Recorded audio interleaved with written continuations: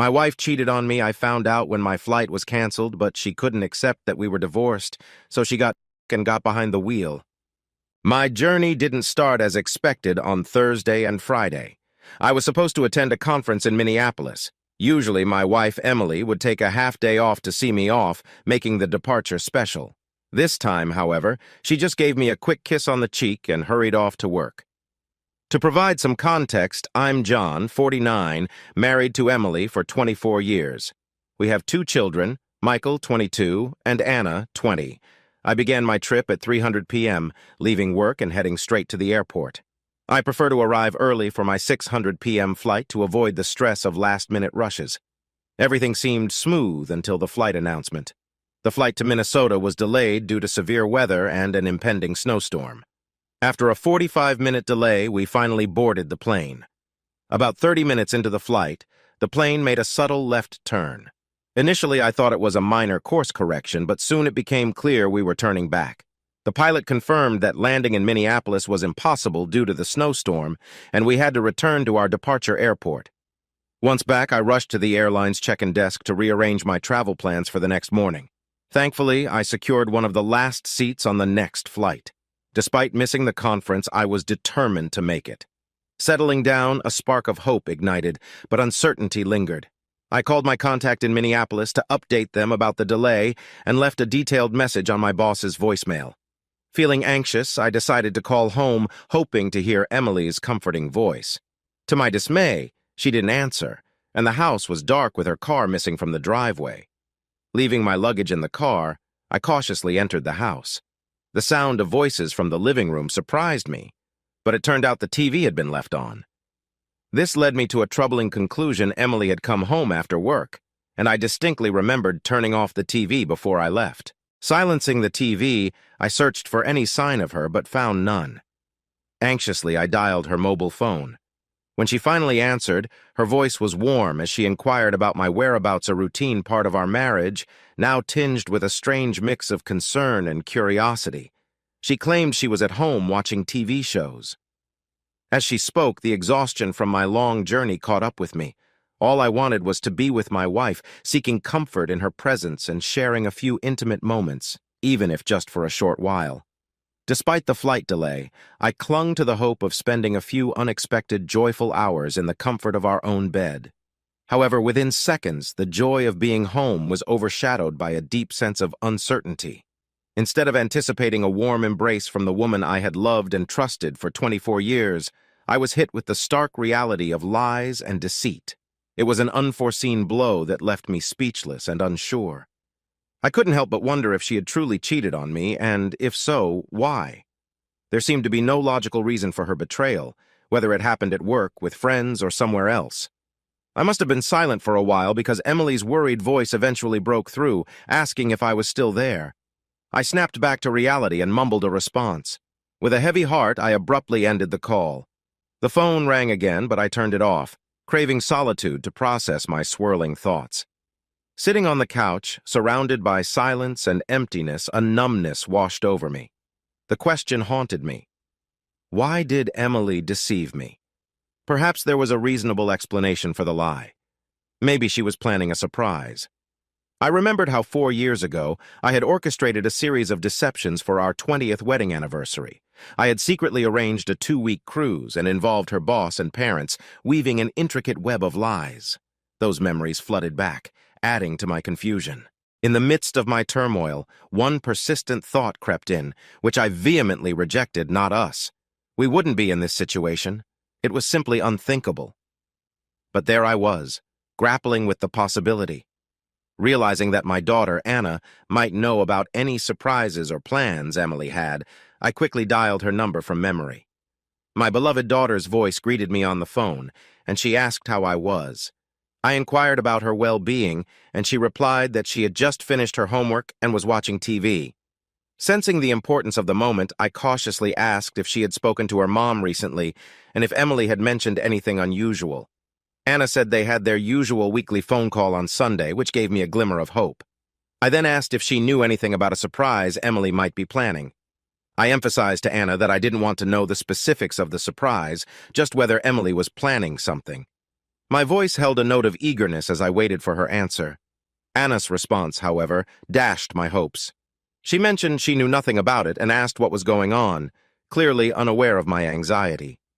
Scrambling for a plausible explanation, I told her that Emily had been acting a bit oddly lately, and I wondered if she was hiding a pleasant surprise, perhaps for my 50th birthday. Anna quickly dismissed the idea, reminding me that we had already celebrated my birthday last month. Realizing I wouldn't get any answers from her, I accepted the reality and wished my daughter a good night. Her dejected reply made it clear that the surprise I hoped for wasn't going to materialize. But the question lingered. Why would Emily deceive me? Various explanations swirled in my mind. Maybe it was related to an upcoming promotion. That seemed plausible, though I couldn't fathom why she'd lie about it. Perhaps she was still striving to achieve that elusive promotion. Lately, she had been staying late at work numerous times due to her dedication. Yet deep down, I knew Emily realized no promotion was worth the time we lost together. She knew I wanted her to cut back on her work hours so we could spend more time together, a request she understood well.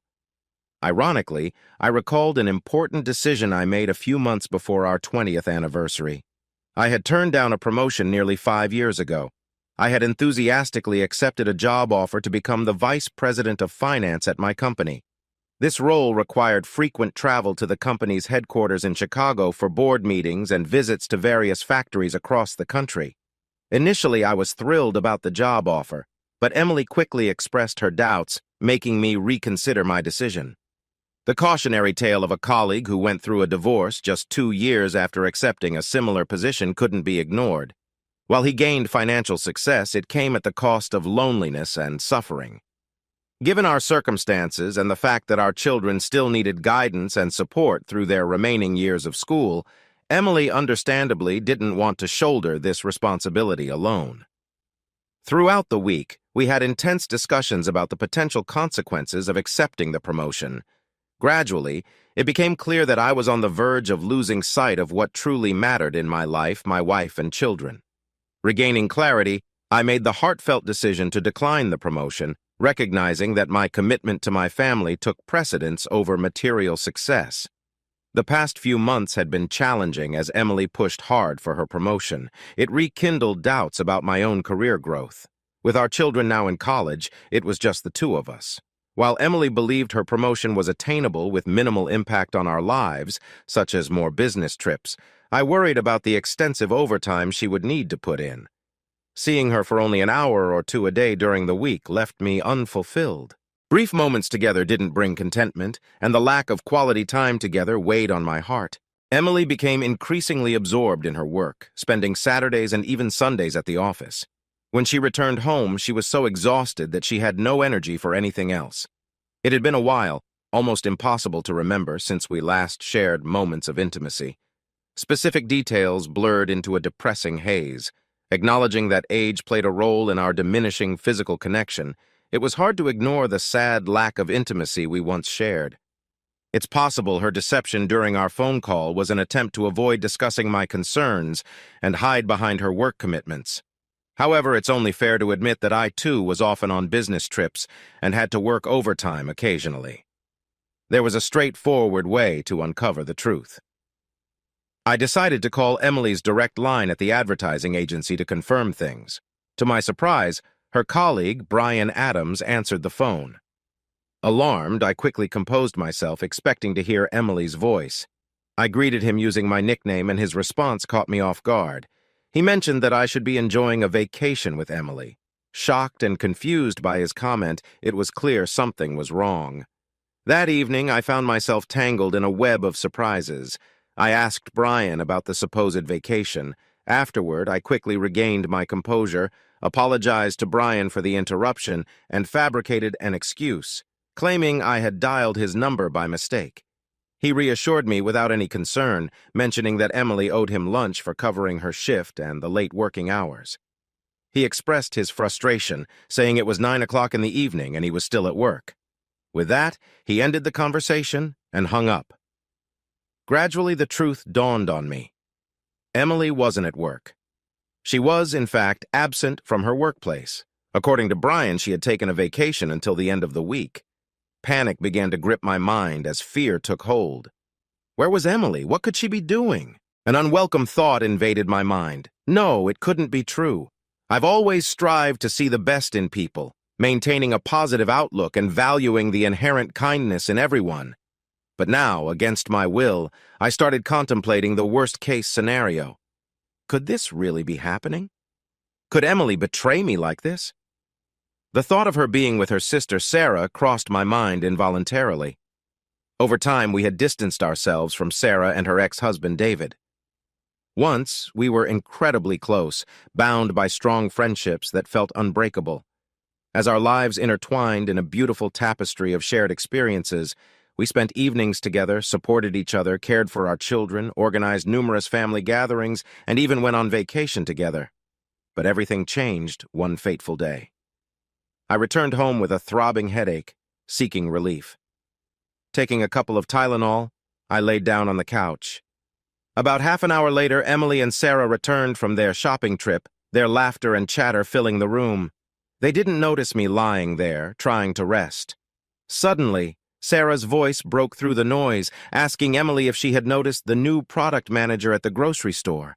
My heart began to race as I strained to hear Emily's response.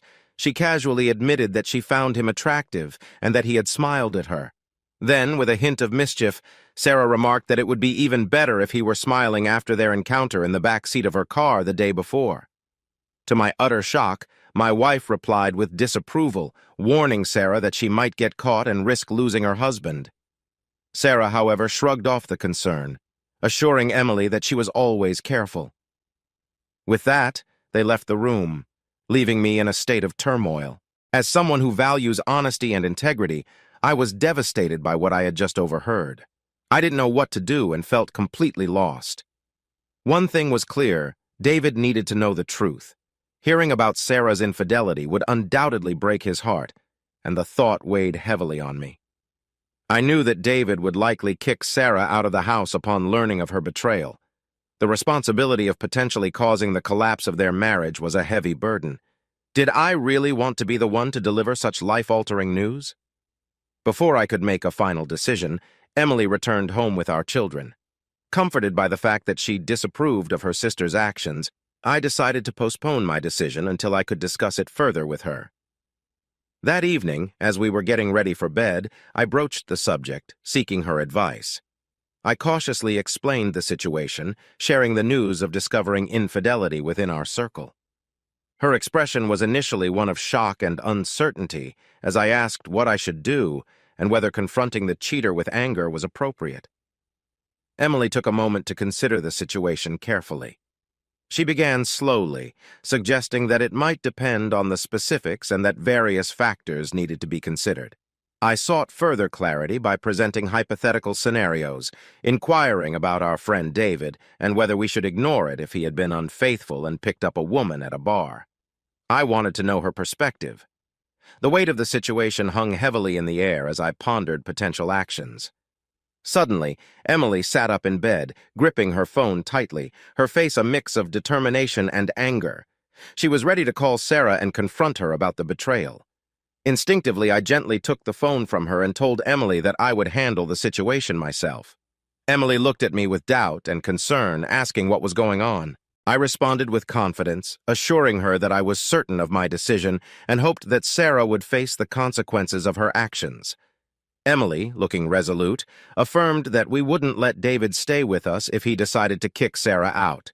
She declared firmly that he could find his own place and that she wouldn't harbor a cheater in our home. With a sense of determination, I called David. He answered, his voice filled with warmth as he greeted me, his favorite son-in-law. I began with a heavy sigh, trying to find the right words. After taking a deep breath, I cautiously continued, warning him that I had overheard something troubling and had some devastating news to share. I told him that Sarah hadn't been faithful and had cheated on him just the previous day.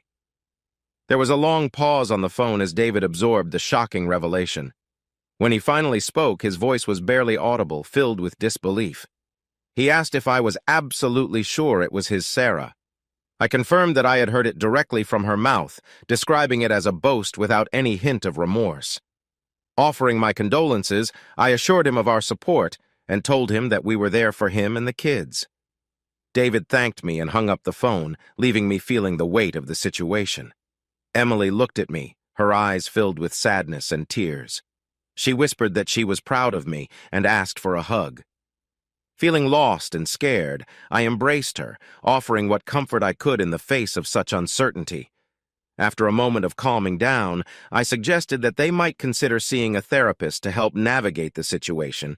Emily, weary and doubtful, mumbled that she wasn't sure therapy would change anything, mentioning that once someone strayed, they tended to do it again. I quietly agreed with her. In the middle of the night, the phone rang, waking me from a restless sleep. I answered it, groggy and trying not to disturb Emily. On the other end was Sarah, her voice furious, demanding to know what I had told David. I responded calmly, telling her that I had told David the truth and emphasized the importance of honesty. As Emily watched with concern, Sarah's voice grew more angry, accusing me of betrayal. I firmly replied that sometimes the truth comes out in unexpected ways, and that cheaters should face the consequences of their actions. Sarah's sobs echoed through the phone as she confessed that David had thrown her out of the house. I reiterated that this was a consequence she deserved. Desperately, she begged for advice, asking if she could stay with us. Reluctantly, I told her that we couldn't offer refuge to someone who had betrayed their spouse and that she would have to manage on her own. She seemed stunned by my response, her pleas becoming more frantic. I turned to Emily for support, asking her what to say to Sarah. Emily leaned towards the phone and firmly declared that she didn't want a cheater in her house and told Sarah to find somewhere else to stay. I then delivered a final message on behalf of both of us. Sarah was no longer welcome in our lives, and she should stay away. We didn't want her to visit or call. Emily snuggled closer to me, and we sought comfort in each other's arms. She whispered that she was proud of how I had handled the situation, and we peacefully drifted off to sleep. The next morning, however, brought an unexpected confrontation. Emily's father called, his voice filled with rage, demanding to know why we had turned our backs on Sarah. Emily, shaken and tearful after the call, looked to me for reassurance. I reminded her that we had made this decision together after much discussion and that it was necessary to end our association with someone who had caused so much pain. I clarified that I had only mentioned a hypothetical scenario about David and hadn't suggested he actually cheated on Sarah. I posed a challenging question, asking how David's potential betrayal differed from Sarah's infidelity. Emily defended her sister, stating that Sarah was family. I expressed my disappointment, questioning if it was acceptable to excuse cheating just because they were family. Emily was momentarily silent, unable to justify her stance. 3 years ago, I had a critical conversation with Emily, making it clear that I didn't want Sarah near our children or in our home. Although Emily occasionally met her sister secretly, it was an unspoken taboo in our household, and she visited Sarah covertly while I was away. Over time, David managed to move on and prepare for remarriage, and my resentment towards Sarah faded. I had stopped caring about her presence, finding solace in her absence. Turning my attention back to Emily, I gently approached the subject, feeling the need to resolve the issue. I suspected that Emily might feel guilty for deceiving me, though I had reached a point where I no longer cared. Unexpectedly, I found myself on stage in front of a vast audience at a conference. I began my speech, addressing the crowd and discussing 2 types of individuals, those who deny reality and those who confront it. During my talk, Robert Brown, Emily's boss, waved his hand wildly and admitted to avoiding my wife. Brian Adams, seated behind Robert, also confessed to dodging Emily. Another man joined in with a cheeky comment, creating a moment of shared amusement and light laughter among the audience. Suddenly, I woke up on the couch, wiping drool from my face. It was already midnight. I must have slept for over an hour, and I wondered if Emily had returned home during my nap, possibly unaware of my presence. Hastening toward the bedroom, I entered but found no signs of her. It dawned on me that she might be with her sister Sarah. Contemplating whether to contact Sarah and inquire about Emily's whereabouts, I hesitated, realizing that obtaining Sarah's address would involve acting behind Emily's back.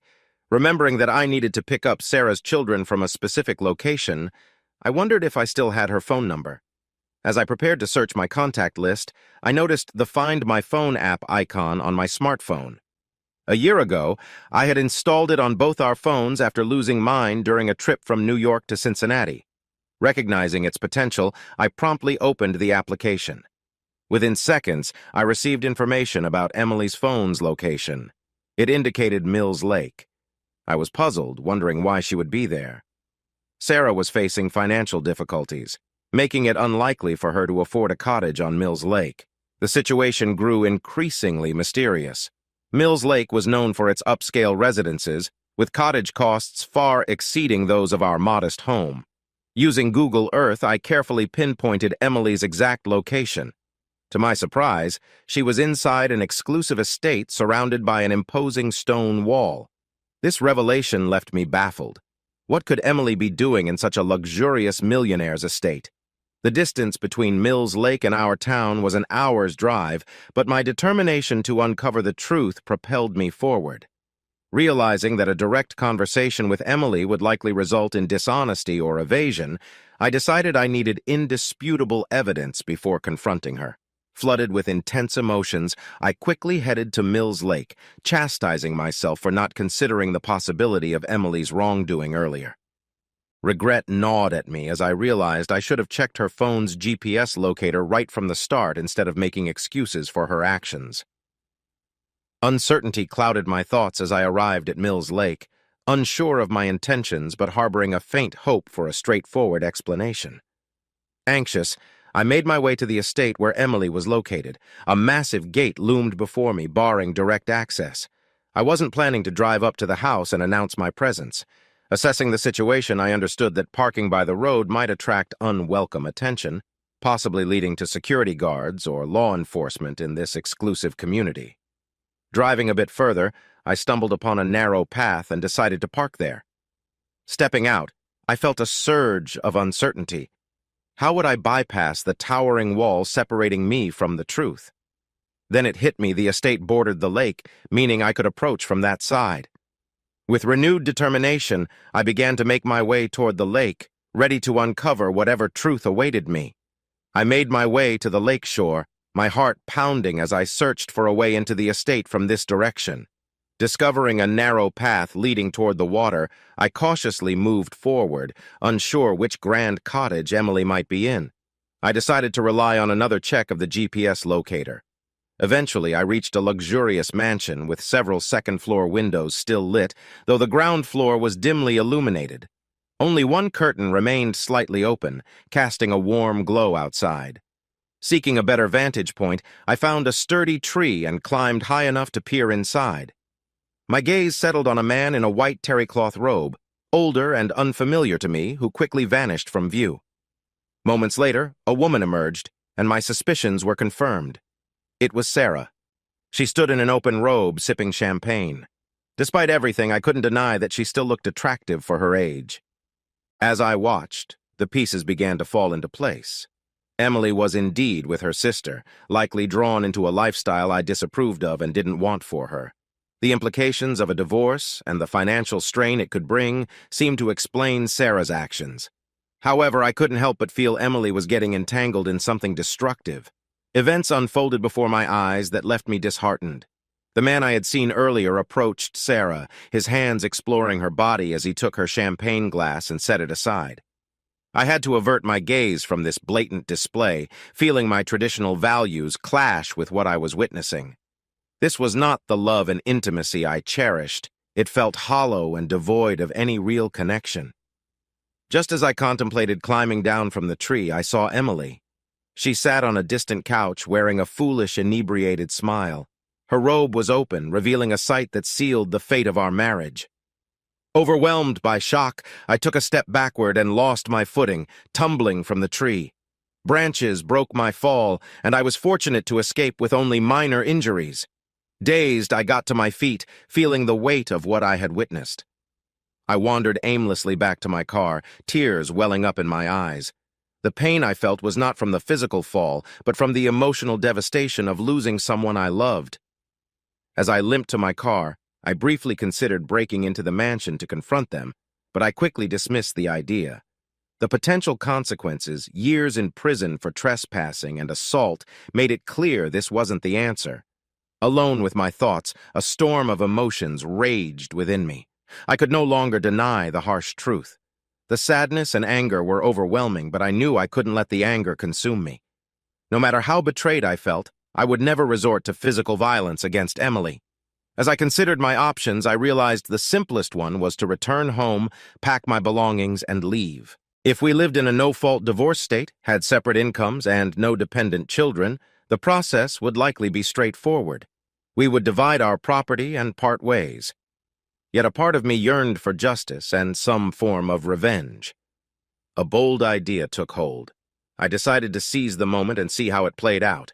Clutching my phone tightly, I dialed Emily's number, anticipating that she might not answer and I'd be directed to her voicemail. I hoped she'd check it right away. I began projecting my voice onto the answering machine. I explained the chaos of my flight being delayed by a blizzard and the uncertain arrival times. I told her our flight had been diverted to Chicago, but that we were finally on our way back. They couldn't pinpoint our exact landing time, but I estimated I'd be home in about 30 minutes. I said goodbye and hung up, knowing Emily would receive a notification of a new voicemail. Curiosity and anxiety would undoubtedly gnaw at her. Leaving a message at that time was unusual, adding to the intrigue. I pictured her reaching for the phone, eagerly checking her voicemail. I silently prayed that she was too intoxicated to notice the impossibility of using a mobile phone during the flight. Panic must have been setting in as she realized she might be ensnared in her deceitful web. My phone rang, interrupting my thoughts. I quickly answered, realizing she might be trying to gauge my time of arrival. I began the conversation with a weary tone, apologizing for potentially waking her up. She replied, assuring me it was okay, and informed me she was on her way home, expecting to arrive in about an hour. I acknowledged her response, and she ended the call promptly. I soon saw her car exiting the estate gates and speeding down the highway. My heart skipped a beat as I watched her reckless driving, nearly swerving into a ditch. It became evident she was much more intoxicated than I initially thought. Although I felt anger and frustration, I also felt a deep sadness at what our relationship had become. Seeing Emily's reckless driving, I was struck by the realization that she was endangering not only herself, but also everyone else on the road.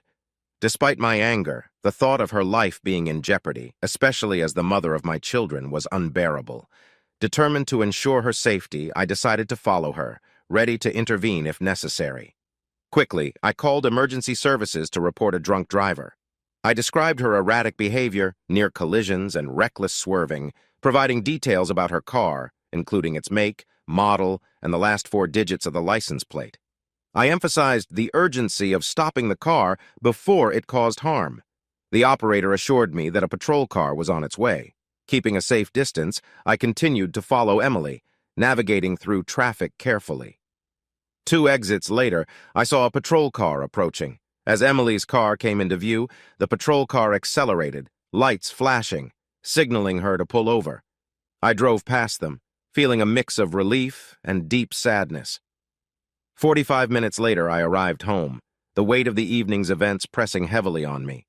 The irony and tragedy of the night struck me hard. In a single evening, someone I had loved deeply had reduced her life to a series of unfortunate consequences. The thought that Emily's actions could have led to a fatal accident and unimaginable grief for our children was sobering. This realization made me pause and reflect, allowing my fears and emotions to surface. Life's fragility and preciousness had never felt more real. My love for Emily was no longer the guiding force in my decisions. It wasn't that I had stopped loving her, but I could no longer see a future for us together. I needed time to gather my thoughts, so I turned off the home phone and silenced my mobile. As I reflected on the evening, I realized that the simplest explanation for Emily's deception had been in front of me all along. Disappointed in myself for not seeing it sooner, I opened a bottle of wine and contemplated my next steps. For years, I had believed that my love for Emily would age like fine wine, growing richer and deeper over time. Confronted with the harsh reality of our strained relationship, I now faced the difficult question of what to do next. As I sipped the wine, I searched for clarity amidst the whirlwind of emotions. The love that had once been the foundation of our life together now felt like it had turned to vinegar, leaving me in agonizing pain. Her betrayal cut deeply, but It wasn't just the act itself that hurt. It was the realization that the love we had shared for 26 years, 24 of them as husband and wife, had withered away. Without her, I felt lost, like a soul adrift, devoid of purpose and identity. Could I continue without this love? The pain intensified, and I briefly considered finding solace in the depths beneath a bridge, a place where I could escape my suffering. Starting a new life felt like an insurmountable challenge filled with uncertainty. How do you plan your future when the person who has been your everything is suddenly gone? I was at a loss, unsure where to begin. Making decisions without consulting Emily seemed impossible. Family had always been my focus.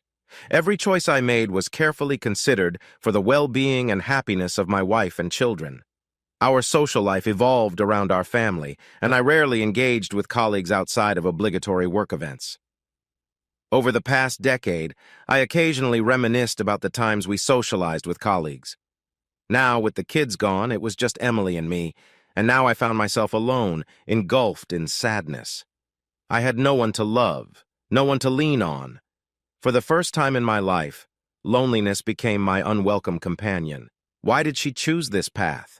Why resort to cheating when a straightforward divorce, though painful, would have been more considerate of the years and joyful moments we shared? When did she stop loving me? Did she merely endure our relationship until our children were grown and gone? When did her care and attention fade? As our children embarked on their own journeys, I saw it as an opportunity to invest more in Emily and our relationship.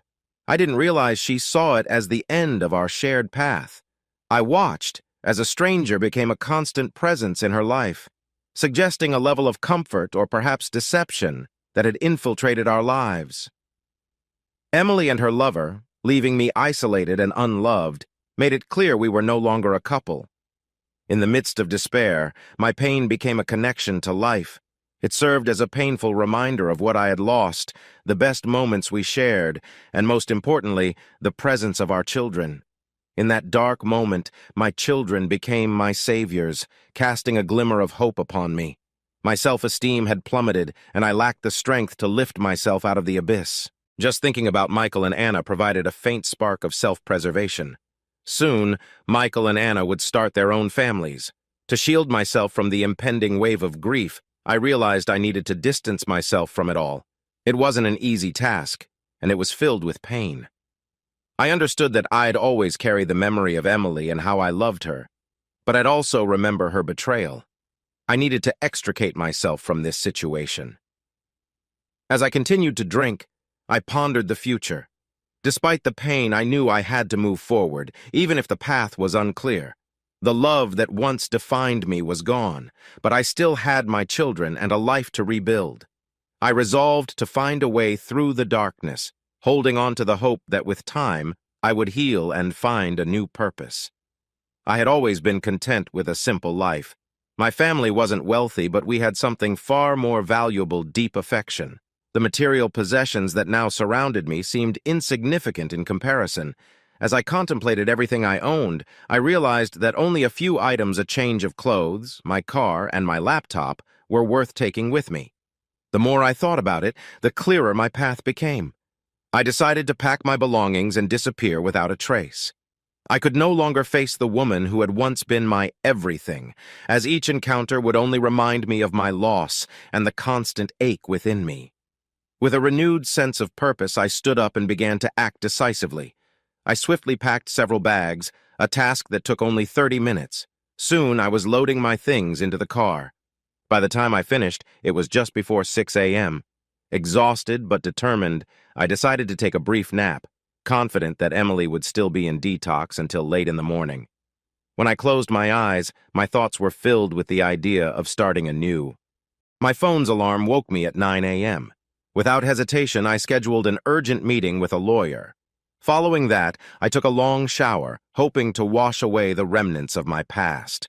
With a heavy heart, I removed my wedding ring and placed it solemnly on the table next to the phone. This final act marked the beginning of a new chapter in my life, one where I sought personal freedom and happiness. I decided to write a letter to Emily, expressing my disappointment and sorrow. Although our conversations had become futile, I felt the need to convey my emotions. Emily's actions were beyond forgiveness. By the time she read the letter, I would be gone from her life entirely. The depth of her betrayal had caused immense pain. Despite everything, the years of happiness and our 2 wonderful children were memories to cherish. With this brief farewell, I wished her to quickly return to her new life, leaving behind our broken family. Seeking justice for the pain caused, the wealth of her new partner seemed inconsequential. I made it clear that I no longer wished to see or speak with her. Lawyers would handle everything, and I requested a prompt signing of the divorce papers. By 10 a.m., I was at the bank, addressing our shared credit card debt and closing the accounts. I withdrew our entire savings and securities, ensuring there were sufficient funds in the checking account to cover the mortgage and utility bills for the next 2 months. Taking further steps toward independence, I removed my name from the joint account. Upon leaving the bank, I held a substantial check amounting to approximately $250,000. Before noon, I arrived at work, surprising my boss, who expected me to be in Minnesota. When I shared the news of my immediate resignation and relocation, his surprise grew. Our relationship had evolved from a typical employer-employee dynamic into one of mutual respect and understanding. My boss had kept his position because I turned down a promotion, feeling indebted to me during his divorce 2 years ago. I explained that my decision was influenced by his situation. Since then, our relationship had become more of a partnership. He understood my desire to resign and accepted it. Instead of going through HR and dealing with my $41,000, he offered me an opportunity in their newly established division in Texas. Although the salary would be lower, the affordable housing options would enable me to start fresh. We sealed our agreement with a handshake, and he agreed to spread the word that I had left voluntarily. Next, I met with my lawyer to explain my decision to separate from Emily. I instructed him to serve her with the divorce papers and grant her power of attorney to sell the house, which represented half of our assets. My lawyer, who was also a close family friend, tried to persuade me to consider alternative options, but he soon realized the significance of the changes I was making. By midnight, I planned to be in another city, in another state, and without a wife. By the afternoon, fatigue overwhelmed me. I sought a place to rest and found a dated motel. Around 8 o'clock in the evening, feeling the weight of the day's events, I checked in, looking forward to a few hours of uninterrupted sleep. As I lay on the bed, I reflected on my decision and the new life ahead. The pain of the past was still there, but I hoped that with time it would fade, and I would find a way to rebuild and heal.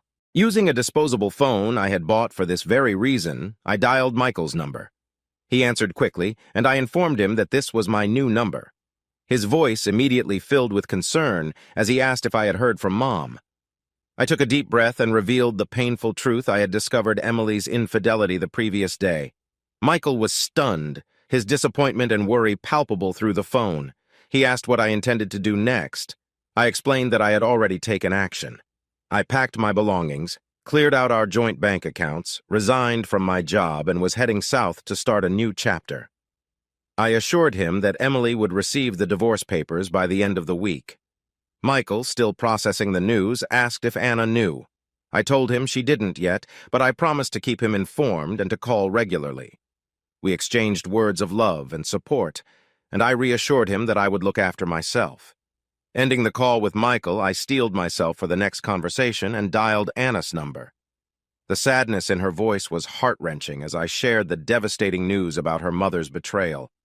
She, too, struggled to comprehend how Emily could inflict such pain on our family, similar to what Aunt Sarah had done. Anna, always straightforward, broke the silence with a painful question. I tried to comfort her, explaining that the duration and reasons no longer mattered.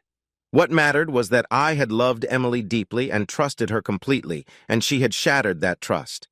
I reassured Anna that I would be okay. I admitted that I was incredibly sad, but believed that with time and distance from her mom, I would heal. I promised to share my new address and told her she could visit once her school year was over. Tears welled up in my eyes as I made this promise, wanting Anna to know that she would always have a place with me. Arriving in Tucson, I found a small but welcoming optics division with only 30 employees. The district manager, a kind-hearted man with a fatherly demeanor, fostered a sense of camaraderie and comfort within the team. I immediately felt welcomed, which provided some solace during this tumultuous time. A month later, I chose a charming house in a quiet condominium complex. Throughout this period, I maintained no contact with Emily, relying solely on updates from my lawyer and my children. Navigating this new life wasn't without its challenges. One particularly difficult situation arose when my lawyer informed me that Emily was prepared to contest the divorce. She was unwilling to let go and ready to fight to the bitter end, even if it meant financial ruin for both of us. In response, I calmly instructed my lawyer to cease pursuing the divorce. I told him I no longer cared and wanted to give her the chance to rebuild her life after the 24 years we had shared. I asked him to convey to Emily that I had no desire to continue our relationship and wished her well. Additionally, I added a more pointed message, asking my lawyer if he could tell her to go to hell. Recognizing our close connection, he agreed but warned there would be an additional fee. Conversations with my children were even more challenging. One by one, I had to convince them that there was no turning back. The first major hurdle arose when Anna told me about Emily's reaction to her plans. I promised Anna that I would do my best to visit her and her grandparents, but her reaction was so concerning that I found it necessary to step away from my phone for a few days. Emily's behavior worsened when Michael decided to split his summer between both of us. As for Emily, I consciously refrained from asking about her, focusing instead on moving forward with my life. It wasn't easy because remnants of my feelings for her still lingered, tied to our shared past before the betrayal. With my children's help, I gradually learned more about Emily's state of mind. To my surprise, she was going through a deep depression, mirroring the emotional turmoil I had once experienced.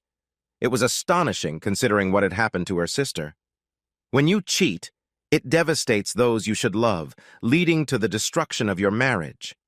Afterward, you move on with your life.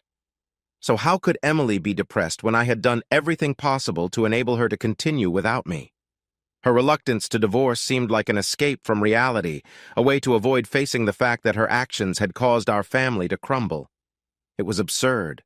For a while, I was in denial myself, but she had been living in denial for the past 2 years.